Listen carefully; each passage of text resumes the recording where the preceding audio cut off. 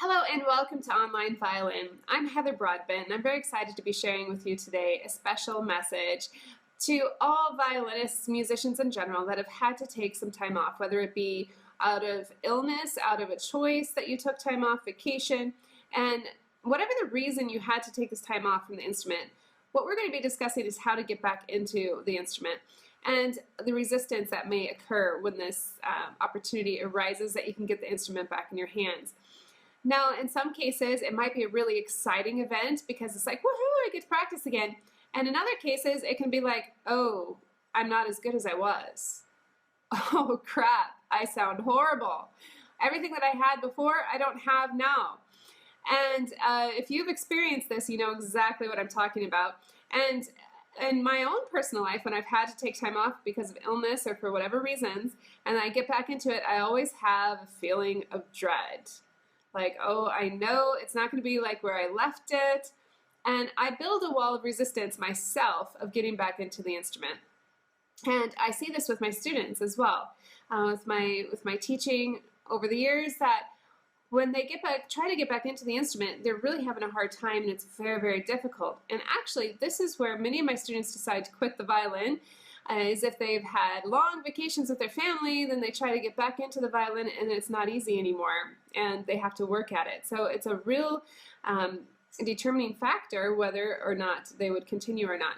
And this is why in my studio I don't let my students take the summers off. Yes, they can have vacation and take a 2-week vacation, but you don't get to take a 3-month vacation.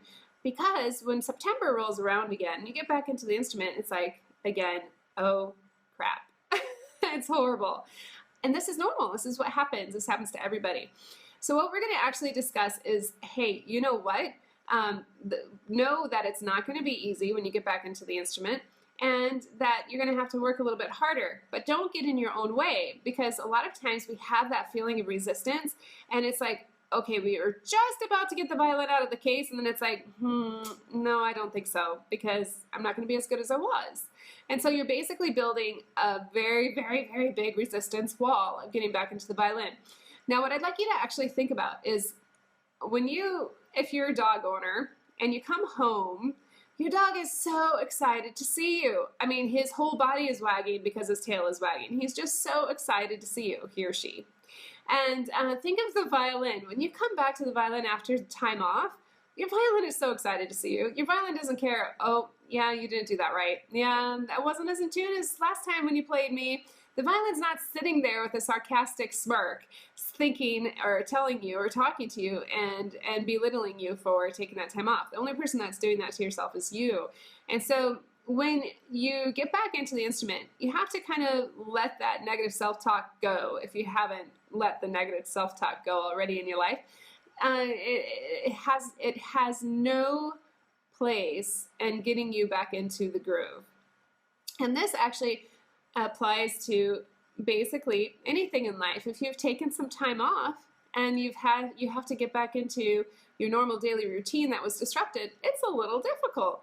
And you have to create that habit again, create the routine, create the groove. It's like a train that's just starting to go. It's getting that momentum is really difficult. Think of it as a fitness routine. You know, when you take time off from going to the gym and you need to get back going to the gym, yeah, it's not so easy. So the violin's the same way. So just don't be hard on yourself.